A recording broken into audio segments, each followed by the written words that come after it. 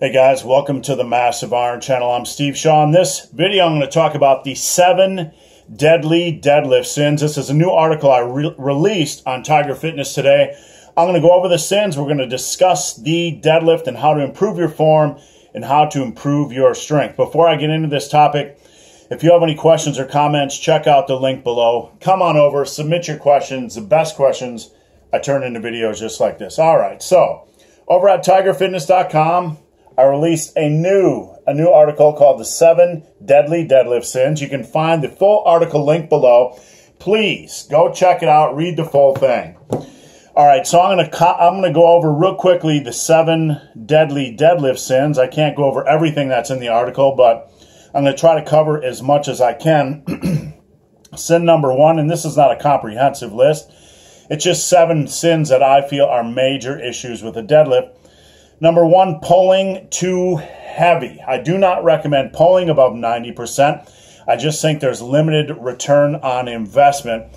When you're pulling that heavy, you tend to overtax the lower back, Now, this is not a rule for everyone. I'm not that type of lifting coach, all right? I don't hand out bullshit generalization rules, but what I notice is that when people pull above 90%, there's limited return on investment. So when you're in the gym deadlifting, try to keep the weight relative to your 1 rep max under 90% and do your reps in that range and try to progress in that range. You'll recover better. You'll make just as good progress, in my opinion. Number 2, second deadly deadlift sin. And you know what? You guys can leave your comments below if you think I'm nuts regarding these sins or if you think I'm on track. The second deadly deadlift sin is pulling too frequently. And this goes hand in hand with pulling too heavy. People will see lifters squatting 2-3 times a week and they want to try to deadlift that frequently as well. In my opinion, just like pulling too heavy, you don't want to overwork the frequency on the deadlift. Pulling once a week is fine. Pulling once a week above 90% of your 1 rep max. If you want to add some work to that, do some power shrugs and some heavy back work and some heavy quad work. For an intermediate lifter, in my opinion, it's best to pull from the floor 1 week and the next week elevate your pulls a little bit to 3 to 5 inches off the ground using block pulls or rack pulls. You'll recover a little bit better and you'll come back the next week when you're attacking floor deadlifts and you'll likely feel stronger. So that's general information, a general rule for the average lifter. This isn't a powerlifting type of article. This article is just for the average lifter trying to bring up their deadlift. So don't pull too heavy and don't pull too frequently with the deadlift. You'll tax your lower back. You'll feel your recovery will likely... you'll feel an impact on your recovery abilities. And if you deadlift too frequently or too heavy, you'll feel like your lats might be fatigued or like the weight feels a little bit too heavy. That is my experience in general, of course. Sin number 3, pulling instead of standing up. This is a big one. When people go to deadlift, they try to pull the bar off the ground. Mistake. The deadlift, when they try to pull, you'll tend to see their hips shoot up and sometimes even their lower back round. Instead of trying to pull, think about standing up or driving your head up. When you do that, that's a natural movement and that'll help prevent your hips from flying up and from putting too much pressure on your lower back. So think about standing up instead of pulling. Think about standing up with a bar in your hands.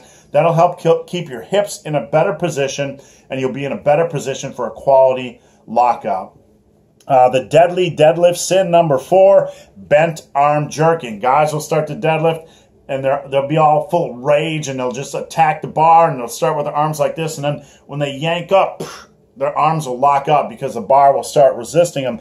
This is a good way to encourage bicep tears, and when you hit that jerking point, if you're going to jerk, if you're going to start the deadlift with bent arms, once you hit that jerk position where your arms lock up, you tend to see the hips fly up and the lower back round, and that's, those are things we're trying to avoid, again, with the deadlift.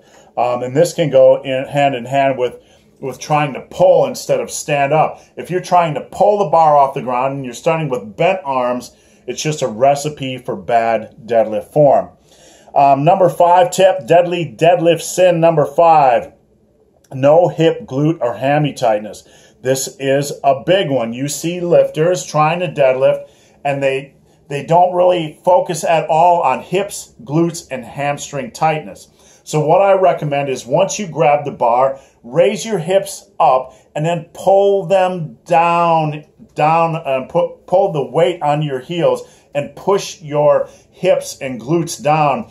Feel your hamstrings tighten, clench your glutes, and then you are ready to pull. So instead of just getting your arms and upper body in a position to pull, once you have a good grip width, and once you are set up in the upper body, raise your hips and then lower them down, placing the weight on your heels. Make sure your hamstrings are tight and your glutes are tight, and then pull.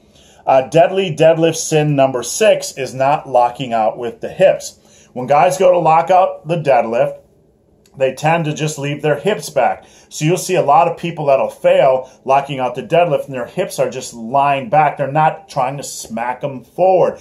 Your hips and your glutes are the big driver for lockout. When you're trying to initiate the bar off the ground, you're thinking stand up, and then about halfway through the deadlift, it's hips forward. So it's stand up, hips forward, stand up, hips forward. Those are the 2 cues you want to remember on the deadlift. So once the bar gets about knee level, give or take, you want to think about driving your hips forward and even clenching your big booty cheeks together to try to use the powerful glutes and the powerful hips to lock out the deadlift.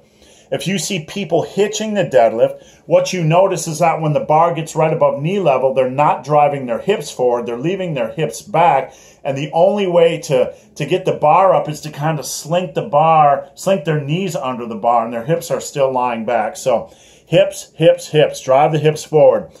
In the gym, when I'm training people, we call this humping the bar. We actually call it something a little bit more, F-bomb related, but you can call it humping the bar.